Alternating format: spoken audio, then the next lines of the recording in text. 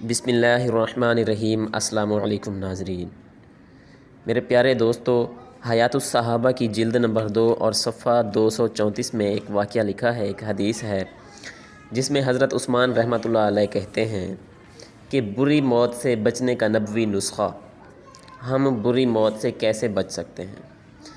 ناظرین، حضرت عثمان رحمۃ اللہ علیہ کہتے ہیں کہ حضرت حارثہ بن نعمان رضی اللہ تعالیٰ عنہ جو کہ صحابی ہیں، ان کی بینائی جا چکی تھی، آنکھوں کی بینائی ختم ہو گئی تھی۔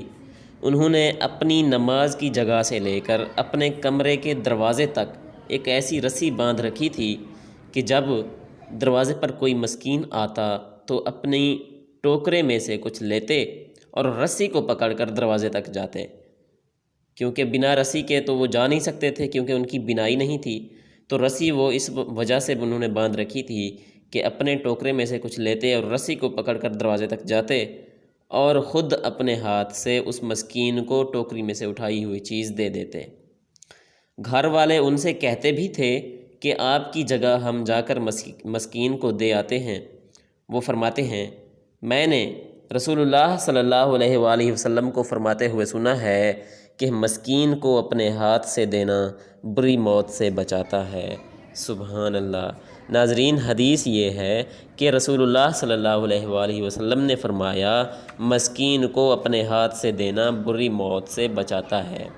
ناظرین، اگر ہم بری موت سے بچنا چاہتے ہیں تو ہمیں بھی اکرام مسلم کو وسیع کرنا ہوگا، اکرام مسلم کو عام کرنا ہوگا، دوسرے مسلمان کی عیادت، دوسرے مسلمان کی ضرورت کا خیال، ہمسایوں کا خیال۔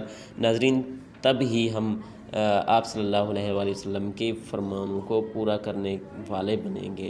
اللہ تعالیٰ جل شانہ سے دعا ہے کہ اللہ ہمیں عمل کی توفیق عطا فرمائے۔ حیاۃ الصحابہ جلد 2 صفحہ 234۔ صدق اللہ العلی العظیم۔